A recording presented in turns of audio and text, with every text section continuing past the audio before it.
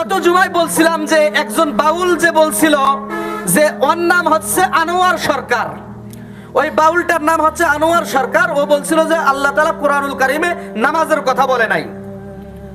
ও বলছে আল্লাহ তাআলা কুরআনুল কারীমে নামাজের কথা বলে নাই। আনোয়ার সরকার, আবুল সরকার তো বলছিল যে আল্লাহ তাআলার কোনো কথার গোয়ামাতা আমি খুঁজে পাই না।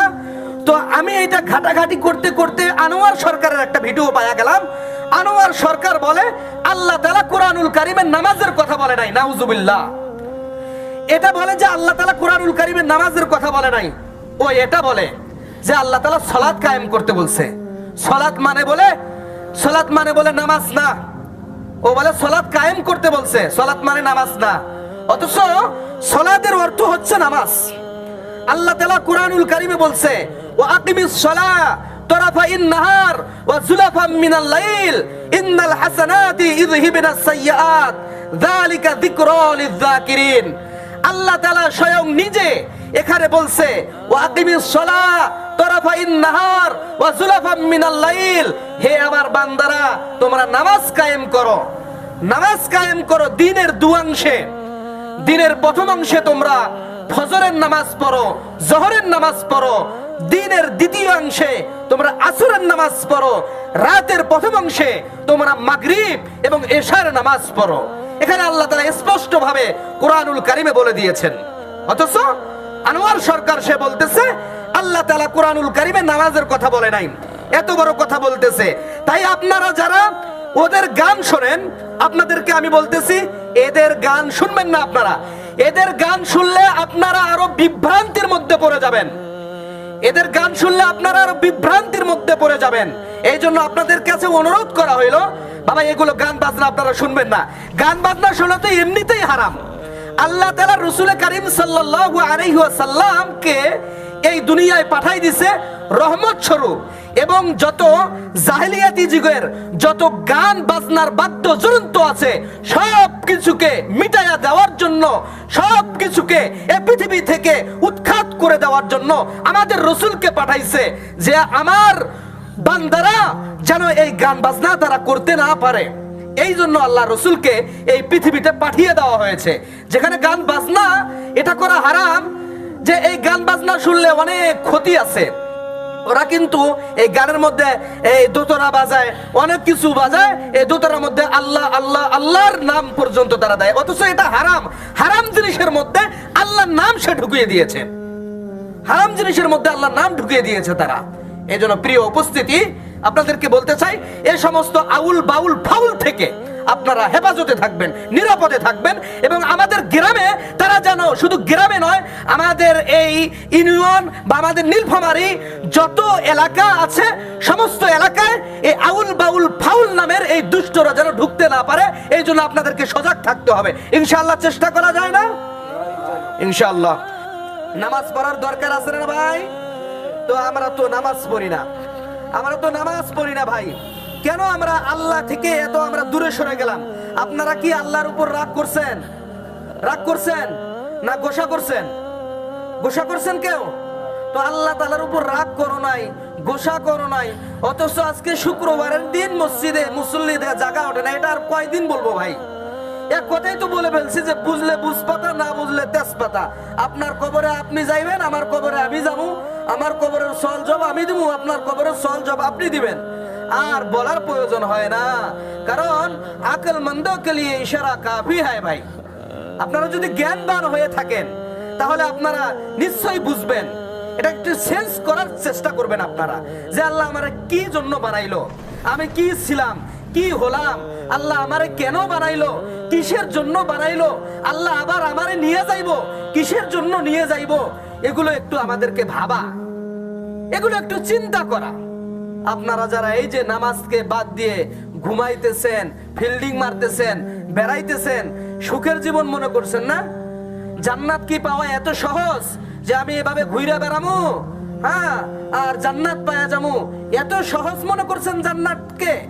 আর আপনি ভাবতেছেন যে একবারে আল্লাহ যদি বাঁচাই বুঝাই রাখে তাহলে একবারে লাইলাতুল কদরের রজনীতে আমি মাগরিবের সময় এসে আমি একবারে প্রস্তুত থাকবো, সারা রাত জাগ্রত করব। কারণ ওই যে হুজুররা বলে যে লাইলাতুল কদরের ইবাদত সারা বছরের ইবাদতের চেয়ে উত্তম। সেদিন এমন ইবাদত করব আমার সব গুনাহ খাতা একবার মাফ করে নিব আল্লাহ তাআলার কাছে। এত সোজা বাবা, এত সোজা। একটু বোঝার চেষ্টা করেন ভাইয়েরা আমার। আল্লাহ রাব্বুল আলামিন আমাদের সকলকে বোঝার তৌফিক দান করেন। সকলে বলে আল্লাহুম্মা আমিন।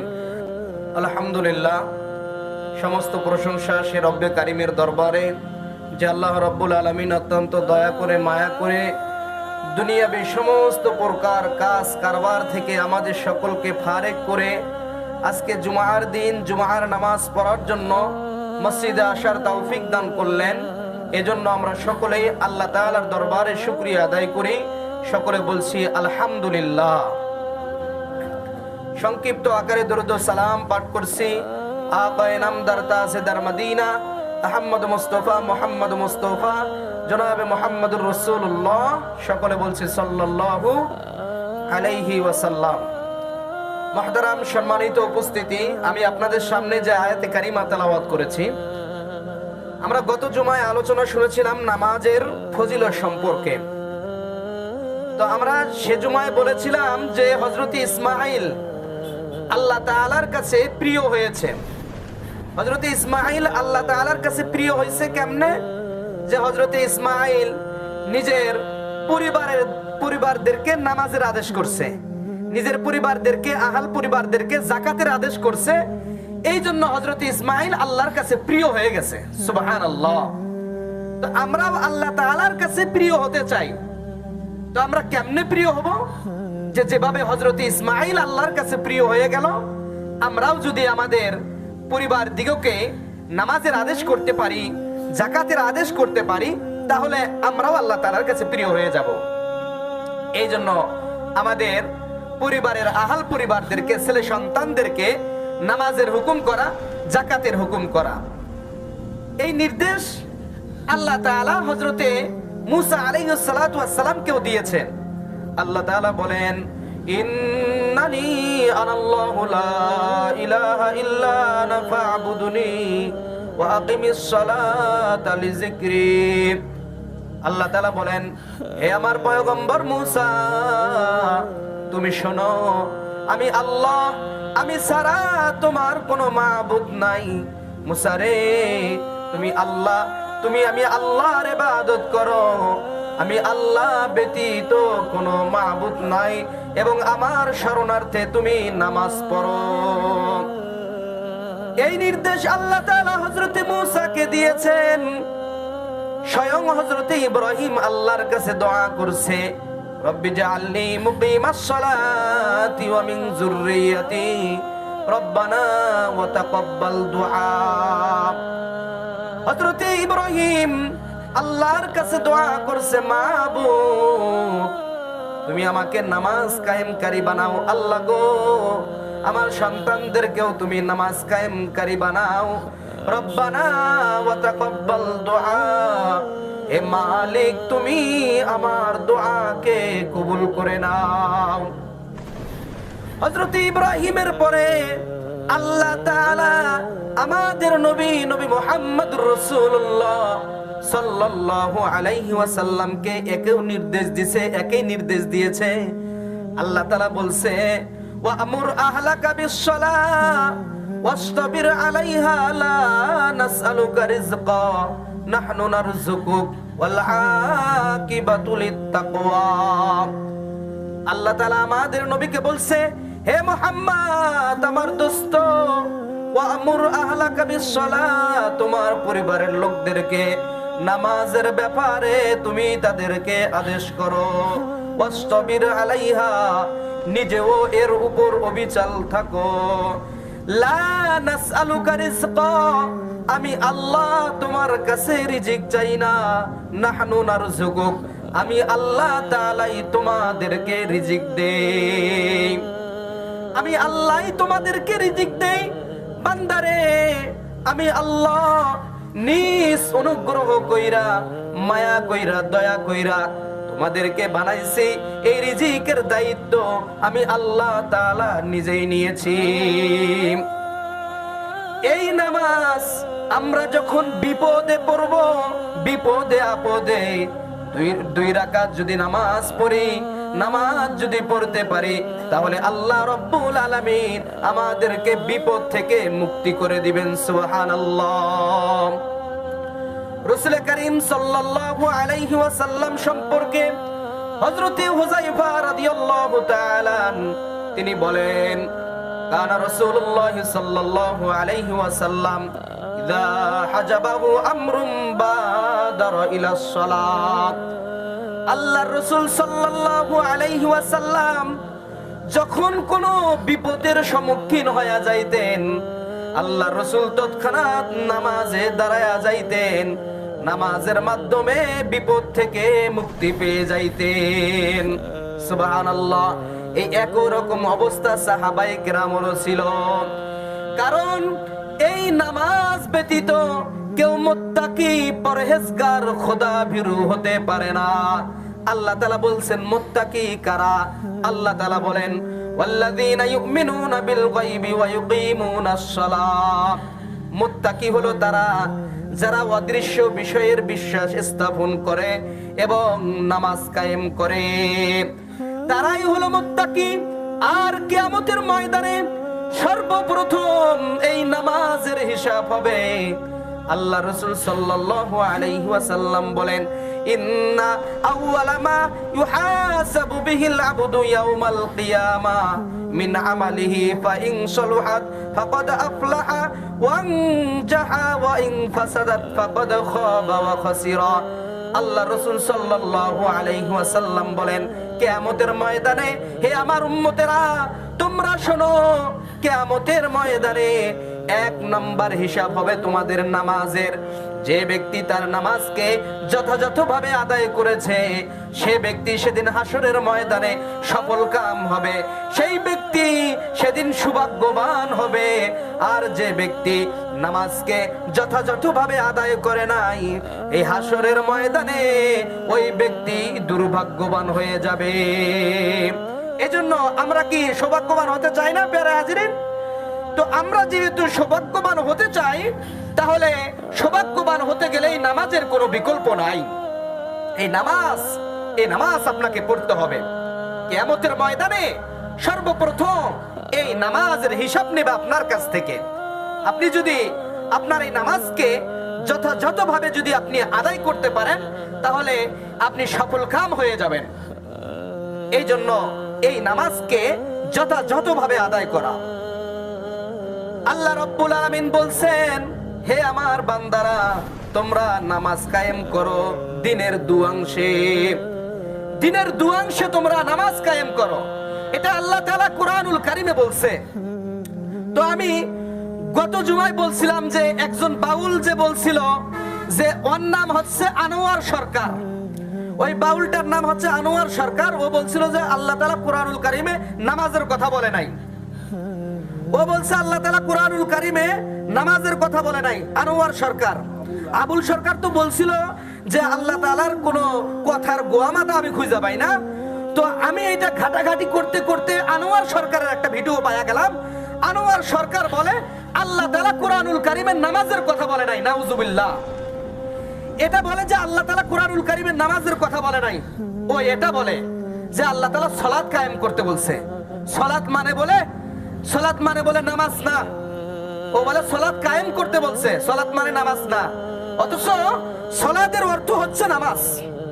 আল্লাহ তাআলা কুরআনুল কারীমে বলছে, ওয়া আকিমিস সালাহ তারাফাইন নাহার ওয়া যুলাফাম মিনাল লাইল ইন্নাল হাসানাতি ইযহিবনাস সাইয়্যাত যালিকা যিকরা লিয-যাকিরিন। আল্লাহ তাআলা স্বয়ং নিজে এখানে বলছে, ওয়া আকিমিস সালাহ তারাফাইন নাহার ওয়া যুলাফাম মিনাল লাইল। হে আমার বান্দারা তোমরা নামাজ কায়েম করো দিনের দুয়াংশে। দিনের প্রথম অংশে তোমরা ফজরের নামাজ পড়ো, জোহরের নামাজ পড়ো। দিনের দ্বিতীয় অংশে তোমরা আসরের নামাজ পড়ো। রাতের প্রথম অংশে তোমরা মাগরিব এবং এশার নামাজ পড়ো। এখানে আল্লাহ তাআলা স্পষ্ট ভাবে কুরআনুল কারীমে বলে দিয়েছেন। অথচ আনোয়ার সরকার সে বলতেছে আল্লাহ তাআলা কুরআনুল কারীমে নামাজের কথা বলে নাই, এত বড় কথা বলতেছে। তাই আপনারা যারা ওদের গান শোনেন, আপনাদেরকে আমি বলতেছি এদের গান শুনবেন না আপনারা। এদের গান শুনলে আপনারা আরো বিভ্রান্তির মধ্যে পড়ে যাবেন। এদের গান শুনলে আপনারা আরো বিভ্রান্তির মধ্যে পড়ে যাবেন। এই জন্য আপনাদের কাছে অনুরোধ করা হইলো, বাবা এগুলো গান বাজনা আপনারা শুনবেন না। গান বাজনা শোনা তো এমনিতেই হারাম। আল্লাহ তাআলা রাসূল কারীম সাল্লাল্লাহু আলাইহি ওয়াসাল্লামকে এই দুনিয়ায় পাঠাই দিছে রহমত স্বরূপ, এবং যত জাহেলিয়াতি যুগের যত গান বাজনার বাদ্যযন্ত্র আছে সব কিছুকে মিটাইয়া দেওয়ার জন্য, সব কিছুকে এই পৃথিবী থেকে উৎখাত করে দেওয়ার জন্য আমাদের রাসূলকে পাঠাইছে, যে আমার বান্দারা যেন এই গান বাজনা তারা করতে না পারে। এই জন্য আল্লাহ রাসূলকে এই পৃথিবীতে পাঠিয়ে দেওয়া হয়েছে। যেখানে গান বাজনা এটা করা হারাম, যে এই গান বাজনা শুনলে অনেক ক্ষতি আছে। ওরা কিন্তু এই গানের মধ্যে এই দোতরা বাজায়, অনেক কিছু বাজায়, এই দোতরার মধ্যে আল্লাহ আল্লাহ আল্লাহর নাম পর্যন্ত তারা দেয়, অথচ এটা হারাম। হারাম জিনিসের মধ্যে আল্লাহর নাম সে ঢুকিয়ে দিয়েছে, হারাম জিনিসের মধ্যে আল্লাহর নাম ঢুকিয়ে দিয়েছে তারা। এই জন্য প্রিয় উপস্থিতি, আপনাদেরকে বলতে চাই এই সমস্ত আউল বাউল ফাউল থেকে আপনারা হেফাজতে থাকবেন, নিরাপদে থাকবেন। এবং আমাদের গ্রামে তারা যেন, শুধু গ্রামে নয়, আমাদের এই ইউনিয়ন বা আমাদের নীলফামারী যত এলাকা আছে সমস্ত এলাকায় এই আউল বাউল ফাউল নামের এই দুষ্টরা যেন ঢুকতে না পারে, এই জন্য আপনাদেরকে সজাগ থাকতে হবে। ইনশাআল্লাহ চেষ্টা করা যায় না? ইনশাআল্লাহ। তো আল্লাহ তাআলা কুরআনুল কারীমে নামাজের কথা বলছেন। এই নামাজ এটা ব্যতীত কেউ পরহেজগার মুমিন হতে পারে না, খাঁটি মুমিন হতে পারে না এই নামাজ যদি আপনি না পড়েন। আল্লাহ তাআলা কুরআনুল কারীমে বলেন, ওয়াল্লাযীনা ইউমিনুনা ওয়াল্লাযীনা ইউকিমুনাস সালাতা ওয়া মিম্মা রাযাকনাহুম ইউনফিকুন উলাইকা হুমুল মুমিনুনা হাক্কান। আল্লাহ তাআলা বলছেন, হে আমার বান্দারা, তোমরা প্রকৃতপক্ষে মুমিন হতে পারবে না সে পর্যন্ত যে পর্যন্ত তোমরা নামাজ কায়েম করবে না। যে পর্যন্ত তোমরা নামাজ কায়েম করবে না সে পর্যন্ত তোমরা প্রকৃত মুমিন হতে পারবে না। এই জন্য আমরা যতক্ষণ পর্যন্ত নামাজ পড়ব না ততক্ষণ পর্যন্ত আমরা প্রকৃত মুমিন হতে পারবো না। আর যদি আমরা প্রকৃত মুমিন হতে পারি তাহলে আল্লাহ তাআলা আমাদেরকে জান্নাতুল ফেরদাউস দিয়ে দিবে। সুবহানাল্লাহ। আল্লাহ তাআলা কুরআনুল কারীমে বলেন, ওয়াল্লাযীনা হুম আলা সালাওয়াতিহিম ইউহাফিজুন উলাইকা হুমুল ওয়ারিসুন আল্লাযীনা ইয়ারিসুনাল ফিরদাউস হুম ফিহা খালিদুন। যারা এই নামাজকে কায়েম করবে, যারা নামাজকে যথাযথভাবে আদায় করবে, আল্লাহ তাআলা তাদেরকে অধিকারী বানায়া দিবে। কিসের অধিকারী? জান্নাতুল ফেরদাউসের অধিকারী হয়ে যাবে তারা। সুবহানাল্লাহ। আর এই যে আমি নামাজ কায়েম করলাম, আমাকে যে আল্লাহ জান্নাতুল ফেরদাউস দিয়ে দিব, আমি সেখানে কতক্ষণ থাকবো? আল্লাহ তাআলা বলেন, হুম ফিহা খালিদুন। তুমি সেখানে হামেশা সর্বদাই ওই জান্নাতুল ফেরদাউসের মধ্যে তুমি থাকবা। সুবহানাল্লাহ। যে বান্দা নামাজ পড়বা তুমি, আমি আল্লাহ তোমাকে জান্নাতুল ফেরদাউসের অধিকারী বানায়া দিব। কতক্ষণ থাকবা জানো বান্দা? সব সময় তুমি ওই জান্নাতুল ফেরদাউসের মধ্যে থাইকা যাইবা। সুবহানাল্লাহ। যে এই নামাজ বান্দাকে খারাপ, অশ্লীল, বেহুদাপনা কাজ থেকে এই নামাজ বান্দাকে হেফাজত রাখে। সুবহানাল্লাহ। ইন্না সালাতা তানহা আনিল ফাহশাই ওয়াল মুনকার ওয়া যিকরুল্লাহি আকবার ওয়াল্লাহু ইয়ালামু মা তাসনাউন। আল্লাহ তাআলা বলে, নিশ্চয় এই নামাজ বান্দাকে বেহুদা, অশ্লীল, খারাপ কাজ থেকে এই নামাজ বিরত রাখে। আর তোমরা আল্লাহ তাআলার স্মরণ বেশি বেশি করে করো, কারণ আল্লাহর স্মরণ তোমাদেরকে বিভিন্ন বিভ্রান্তি থেকে তোমাদেরকে বাঁচিয়ে রাখবে। আল্লাহর জিকির করতে বলছে আল্লাহ তাআলা, বেশি বেশি আল্লাহর জিকির করো। তো এই নামাজ খারাপ, অশ্লীল, বেহুদাপনা কাজ থেকে বিরত রাখে। এই জন্য বেশি বেশি নামাজ পড়া। যে এই নামাজ পড়লে লাভ কি? এই নামাজ পড়লে আমাদের গুনাহ খাতা ঝরে যাইবো, আমাদের গুনাহ খাতা মাফ হয়ে যাবে এই নামাজ যদি আমরা পড়ি। হযরত আবু যর রাদিয়াল্লাহু তাআলা আনহু থেকে লম্বা একটা হাদিস বর্ণিত।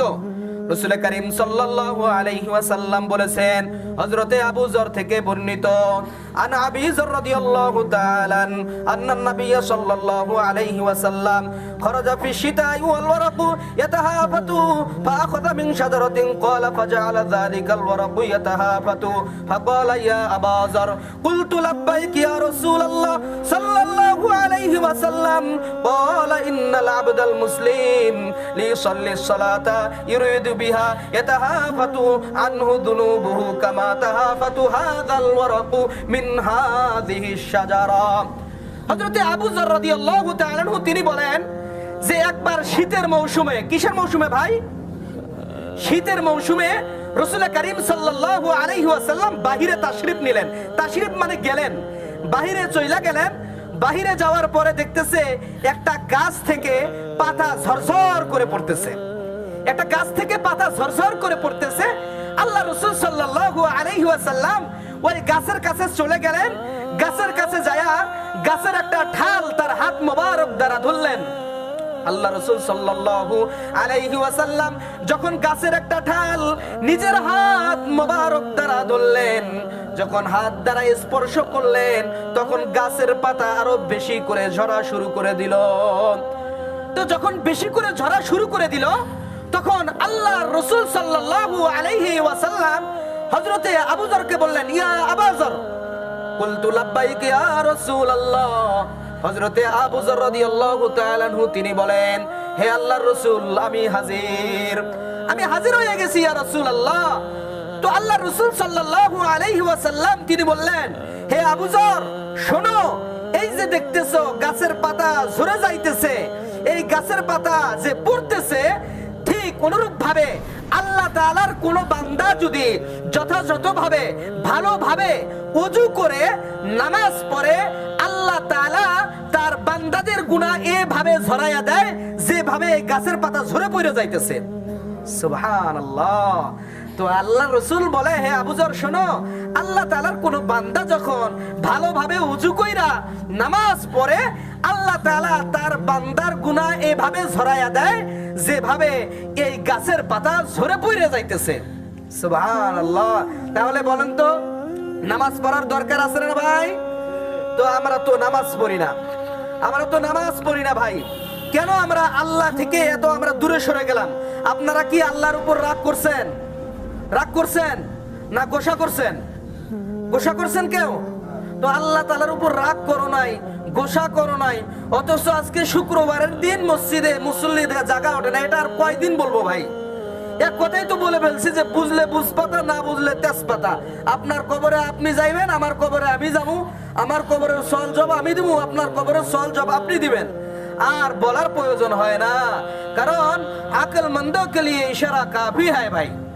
আপনারা যদি জ্ঞানবান হয়ে থাকেন তাহলে আপনারা নিশ্চয়ই বুঝবেন। এটা একটু সেন্স করার চেষ্টা করবেন আপনারা, যে আল্লাহ আমারে কি জন্য বানাইলো, আমি কি ছিলাম, কি হলাম, আল্লাহ আমারে কেন বানাইলো, কিসের জন্য বানাইলো, আল্লাহ আবার আমারে নিয়ে যাইবো, কিসের জন্য নিয়ে যাইবো, এগুলো একটু আমাদেরকে ভাবা, এগুলো একটু চিন্তা করা। এই জন্য ভাই, নামাজকে বাদ দেওয়া যাবে না। আপনারা যারা এই যে নামাজকে বাদ দিয়ে ঘুমাইতেছেন, ফিল্ডিং মারতেছেন, বেড়াইতেছেন, সুখের জীবন মনে করছেন না? জান্নাত কি পাওয়া এত সহজ যে আমি এভাবে ঘুরে বেড়ামু, হ্যাঁ, আর জান্নাত পাওয়া যাবো, এত সহজ মনে করছেন জান্নাতকে? আর আপনি ভাবতেছেন যে একবারে আল্লাহ যদি বাছাই বুছাই রাখে, তাহলে একবারে লাইলাতুল কদরের রজনীতে আমি মাগরিবের সময় এসে আমি একবারে প্রস্তুত থাকবো, সারা রাত জাগ্রত করব। কারণ ওই যে হুজুররা বলে যে লাইলাতুল কদরের ইবাদত সারা বছরের ইবাদতের চেয়ে উত্তম। সেদিন এমন ইবাদত করব আমার সব গুনাহ খাতা একবার মাফ করে নিব আল্লাহ তাআলার কাছে। এত সোজা বাবা, এত সোজা। একটু বোঝার চেষ্টা করেন ভাইয়েরা আমার। আল্লাহ রাব্বুল আলামিন আমাদের সকলকে বোঝার তৌফিক দান করেন। সকলে বলে আল্লাহুম্মা আমিন। আল্লাহ রাব্বুল আলামিন আমাদেরকে তো নামাজ পড়ার তৌফিক দান করবেন তো করবেন, এবং আমাদের ছেলে সন্তান যারা আছে সকলকে নামাজ পড়ার তৌফিক দান করেন। সকলে বলে আল্লাহুম্মা আমিন। ওয়া আখিরু দাওয়াহুম আলহামদুলিল্লাহি রাব্বিল আলামিন।